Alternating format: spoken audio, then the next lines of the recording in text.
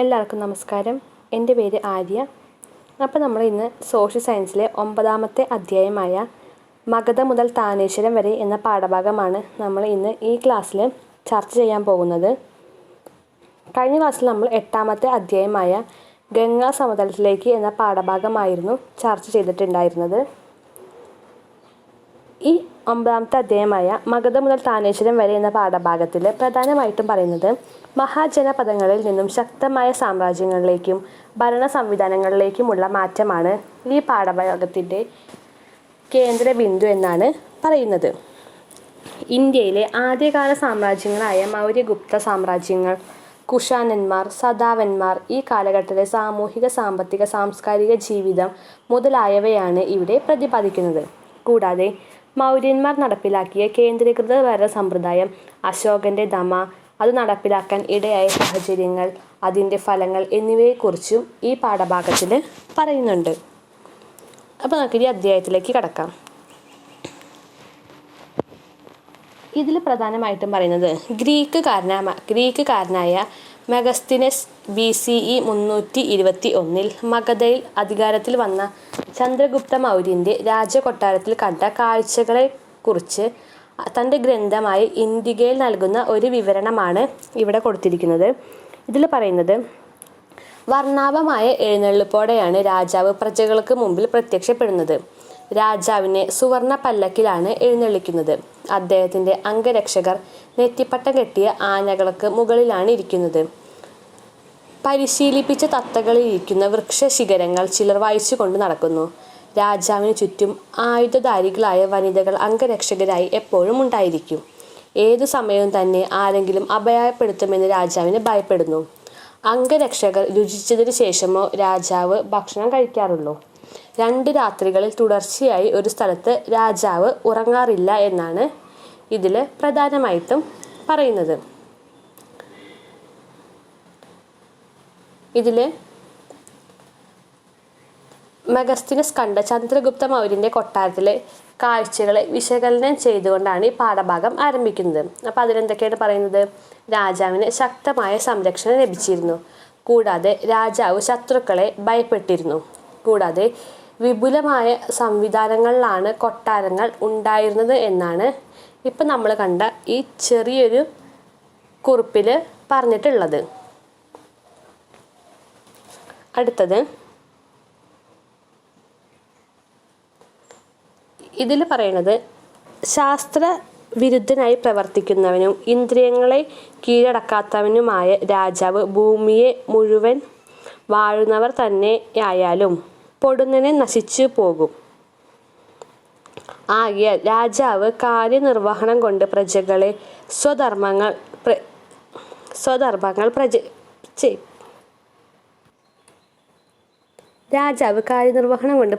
സ്വധർമ്മങ്ങൾ ചെയ്യാൻ പ്രേരിപ്പിക്കണം. വിദ്യ കൊണ്ട് വിനയം നേടണം. സമ്പത്ത് നേടി ലോകരുടെ പ്രീതി സമ്പാദിക്കണം. അലസത, അസത്യം പറയൽ, അഹങ്കാരം തോന്നിക്കുന്ന വേഷം, അധർമ്മം ഇളവാക്കുന്ന ഇടപാട് എന്നിവ ആർജിക്കണം. ഇത് കൗടില്യൻ്റെ അർത്ഥശാസ്ത്രമാണ് ഇവിടെ കൊടുത്തിട്ടുള്ളത്. കൗടില്യൻ്റെ അർത്ഥശാസ്ത്രത്തിൽ നിന്നും ഒരു ഭാഗമാണ് ഇപ്പം നമ്മൾ വായിച്ചത്. രാജാവിൻ്റെ ഉത്തരവാദിത്തത്തെ സംബന്ധിച്ച് എന്തെല്ലാം വിവരങ്ങളാണ് നമുക്കിവിടെ ലഭിക്കുന്നത്? രാജാവ് സ്വന്തം കർത്തവ്യങ്ങൾ ചെയ്യാൻ ജനങ്ങളെ പ്രേരിപ്പിക്കണം. സമ്പത്ത് നേടുന്നവരായിരിക്കണം. വിനയമുള്ളവനായിരിക്കണം. അലസനോ അസത്യവാദിയോ ആവരുത്. അതുപോലെ തന്നെ ധർമ്മിഷ്ഠനായിരിക്കണം എന്നൊക്കെയാണ് ഇതിൽ പ്രധാനമായിട്ടും പറയുന്നത്.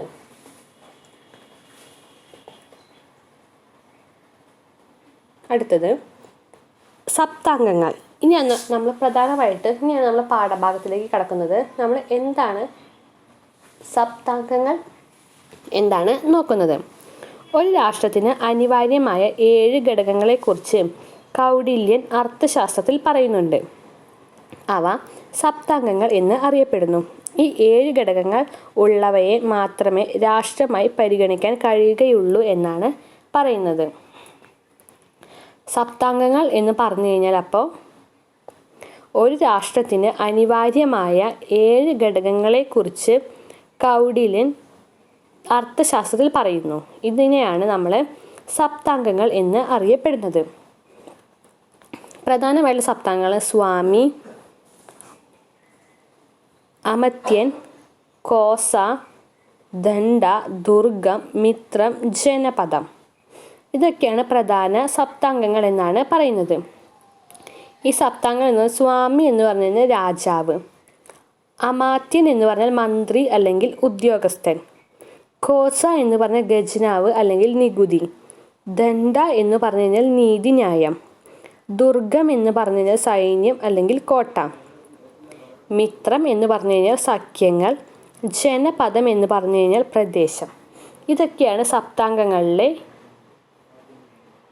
പ്രധാനമായിട്ടും 7 എണ്ണമുള്ള ഘടകങ്ങൾ. സ്വാമി, അമാത്യൻ, ഖോസ, ദണ്ഡ, ദുർഗം, മിത്രം, ജനപദം. ഇതൊക്കെയാണ് പ്രധാനമായിട്ടുള്ള സപ്താംഗങ്ങൾ എന്ന് പറയുന്നത്. അടുത്തത് കൗടില്യനും അർത്ഥശാസ്ത്രവും. ഇതിൽ പ്രധാനമായിട്ടും എന്താ പറയുന്നത് വെച്ചാൽ, തക്ഷശിലയിലെ അധ്യാപകനായിരുന്ന കൗടില്യൻ പിന്നീട് മൗര്യ ഭരണാധികാരിയായ ചന്ദ്രഗുപ്തൻ്റെ പ്രധാനമന്ത്രിയായി മാറി. ചാണക്യൻ, വിഷ്ണുഗുപ്തൻ എന്നീ പേരുകൾ അറിയപ്പെടുന്ന അദ്ദേഹം തത്വചിന്ത, സാമ്പത്തിക ശാസ്ത്രം, നിയമം, രാജ്യഭരണം തുടങ്ങിയ മേഖലകളിൽ സംഭാവന നൽകി. അദ്ദേഹം സംസ്കൃത ഭാഷയിൽ എഴുതിയ അർത്ഥശാസ്ത്രം എന്ന ഗ്രന്ഥം രാജ്യഭരണത്തെ സംബന്ധിച്ച് വിശദമായി പ്രതിപാദിക്കുന്നു. ഇതാണ് കൗടില്യനും അർത്ഥശാസ്ത്രവും എന്ന് പറഞ്ഞു കഴിഞ്ഞാൽ. അടുത്തത് ചന്ദ്രഗുപ്ത മൗര്യൻ്റെ ഭരണം എന്താണെന്നാണ് നമ്മളിനി നോക്കുന്നത്. സപ്താംഗങ്ങളെ അടിസ്ഥാനമാക്കിയുള്ള ഭരണവ്യവസ്ഥയായിരുന്നു അന്നത്തെ ഭരണമുണ്ടായിരുന്നത്. കൂടാതെ പാടിയിലെ പുത്രമായിരുന്നു അതുപോലെ മൗര്യൻ്റെ ഭരണത്തിൻ്റെ ആസ്ഥാനം. പാടിയിലെ പുത്രമായിരുന്നു മൗര്യ ഭരണത്തിൻ്റെ ആസ്ഥാനം. കൂടാതെ ചുറ്റുമുള്ള പ്രദേശങ്ങൾ ആക്രമിച്ച് കീഴടക്കി രാജ്യവിസ്തൃതി വർദ്ധിപ്പിച്ചു. അതുപോലെ തന്നെ ഭരണ ചിലവിനായി പലതരം നികുതികൾ പിരിച്ചു. ഇതൊക്കെയാണ് ചന്ദ്രഗുപ്ത മൗര്യൻ്റെ പ്രധാന ഭരണം എന്ന് പറഞ്ഞു കഴിഞ്ഞാൽ.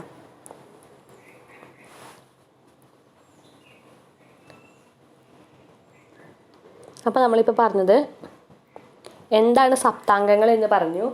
അതിലത്തെ 7 സപ്താംഗങ്ങൾ എന്തൊക്കെയാണ് നമ്മൾ പറഞ്ഞു കഴിഞ്ഞു. ഇപ്പം നമ്മൾ പറഞ്ഞത് ചന്ദ്രഗുപ്തൻ്റെ ഭരണം. ഒന്നാമത്തെ സപ്താംഗങ്ങളെ അടിസ്ഥാനമാക്കിയുള്ള ഭരണവ്യവസ്ഥ. 2 പാടിയിലെ പുത്രമായിരുന്നു മൗര്യ ഭരണത്തിൻ്റെ ആസ്ഥാനം. 3 ചുറ്റുപാടുമുള്ള പ്രദേശങ്ങൾ ആക്രമിച്ച് കീഴടക്കി രാജ്യവിസ്തൃതി വർദ്ധിപ്പിച്ചു. 4 ഭരണ ചിലവിനായി പലതരം നികുതികൾ പിരിച്ചു. അടുത്തത് പല രാജ്യങ്ങളുമായും സഖ്യം സ്ഥാപിച്ചു. പ്രധാനമായും ഗ്രീക്ക് സൈന്യാധിപനായ സെലൂക്കസ് നിക്കറ്ററുമായി സഖ്യം സ്ഥാപിച്ചു. അടുത്തത് ഭരണത്തിൻ്റെയും നീതിന്യായത്തിൻ്റെയും തലവൻ ചന്ദ്രഗുപ്ത മൗര്യരായിരുന്നു. അദ്ദേഹത്തെ ഭരണത്തിൽ സഹായിക്കാൻ മന്ത്രിമാരും നിരവധി ഉദ്യോഗസ്ഥരും ഉണ്ടായിരുന്നു എന്നാണ് പറയുന്നത്. അപ്പോൾ എല്ലാവർക്കും ചന്ദ്രഗുപ്ത മൗര്യൻ്റെ ഭരണം എന്തായിരുന്നു എന്ന് മനസ്സിലായി എന്ന് വിശ്വസിക്കുന്നു. ഇനി അടുത്തത് മൗര്യ രാജ്യത്തിന് ഇന്ത്യയിലെ ആദ്യത്തെ സാമ്രാജ്യം എന്ന പദവി നേടിക്കൊടുത്ത ഘടകങ്ങൾ ഏതൊക്കെയാണ് എന്നാണ് നമ്മൾ ഇപ്പോൾ പറയുന്നത്. 1. രാജ്യം വളരെ വിസ്തൃതമായിരുന്നു. ഭരണം രാജാവിൽ കേന്ദ്രീകരിച്ചു. രാജ്യത്തിലുടനീളം ഏകീകൃതമായ ഭരണ സമ്പ്രദായം നിലനിന്നിരുന്നു. ഇതൊക്കെയാണ് മൗര്യ രാജ്യത്തിന് ഇന്ത്യയിലെ ആദ്യത്തെ സാമ്രാജ്യം നേടിക്കൊടുത്ത ഘടകങ്ങൾ. അതാണ് ഇപ്പോൾ നമ്മൾ ഇവിടെ കണ്ടത്. എന്തൊക്കെയാണ്? ചന്ദ്രഗുപ്ത മൗര്യന് ശേഷം ബിന്ദുസാരൻ അധികാരത്തിൽ വന്നു. അദ്ദേഹത്തിന് ശേഷം അധികാരത്തിൽ വന്നത് അശോകനാണ്. കലിംഗയും കാശ്മീരും കീഴടക്കിക്കൊണ്ട് അദ്ദേഹം സാമ്രാജ്യത്തിൻ്റെ വിസ്തൃതി വർദ്ധിപ്പിച്ചു. അതാണ് ഈ ഭൂപടത്തിൽ നമുക്ക് മനസ്സിലാക്കാൻ പറ്റുന്നത്. കലിംഗ, പാടാലിപുത്രം, അതാണ് ഇതിൽ പ്രധാനമായിട്ടും പറയണത്. അപ്പോൾ നമ്മളിന്ന് പ്രധാനമായിട്ടും 9ാമത്തെ അധ്യായത്തിൽ പറഞ്ഞത് എന്താണ് സപ്താംഗങ്ങൾ എന്ന് പഠിച്ചു. 7 സപ്താംഗങ്ങൾ എന്തൊക്കെയാണ് നമ്മളിന്ന് നോക്കി. അതുപോലെ തന്നെ ചന്ദ്രഗുപ്ത മൗര്യൻ്റെ ഭരണം എന്താണെന്ന് നോക്കി. അതുപോലെ തന്നെ മൗര്യ രാജ്യത്തിന് ഇന്ത്യയിലെ ആദ്യത്തെ സാമ്രാജ്യം എന്ന പദവി നേടിക്കൊടുത്ത ഘടകങ്ങൾ ഏതൊക്കെയാണെന്ന് നമ്മൾ നോക്കി. അപ്പോൾ എല്ലാവർക്കും ഇന്നത്തെ ക്ലാസ് മനസ്സിലായി എന്ന് കരുതുന്നു. ക്ലാസ്സുകൾ കേട്ടിട്ട് എന്തെങ്കിലും സംശയമുണ്ടെങ്കിൽ നിങ്ങൾക്ക് ചോദിക്കാം. അപ്പോൾ നമുക്കിനി അടുത്ത ക്ലാസ്സിൽ കാണാം. Thank you.